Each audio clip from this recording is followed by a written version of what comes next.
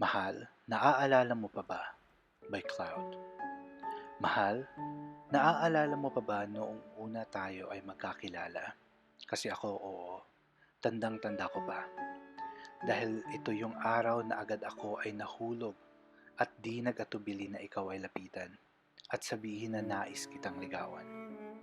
Mahal, naaalala mo pa ba noong mga panahon na palagi akong nangungulit sa'yo? Mga panahong panay tawag ako sa'yo at text at kung minsan tamang smart alert pag walang load ang aking telepono. Kasi ako, oo.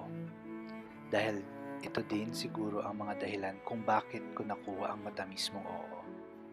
September 28, 2014, bandang alas 6 ng hapon, nakuha ko ang oo mo. Ito na ang unang beses na ang sa inyong eskwelahan, ikaw ay aking sinundo. Hawak kamay habang naglalakad na para bang wala akong pakialam sa mundo.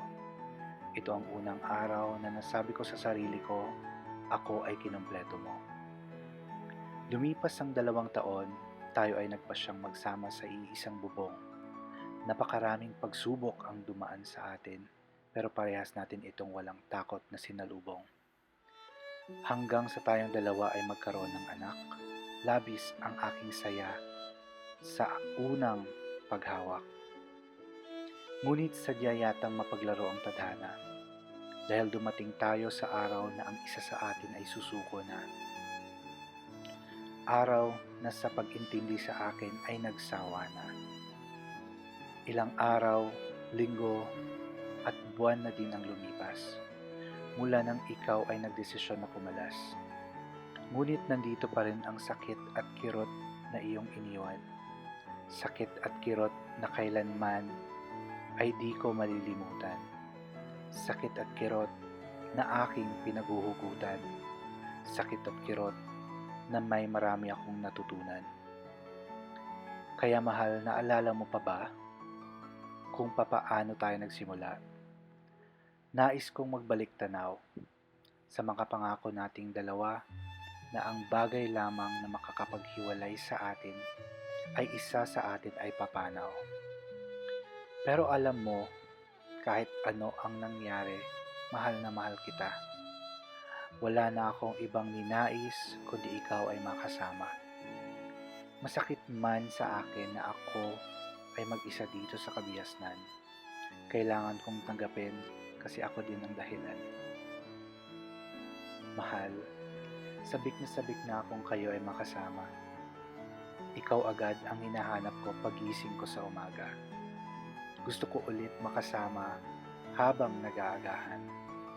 Yung tipong pagmulat ng aking mga mata, kayo agad ang aking masisilayan. At sa aking pag-uwi, yakap niyo at halik ang pumapawi sa pagod kong katawan at isipan.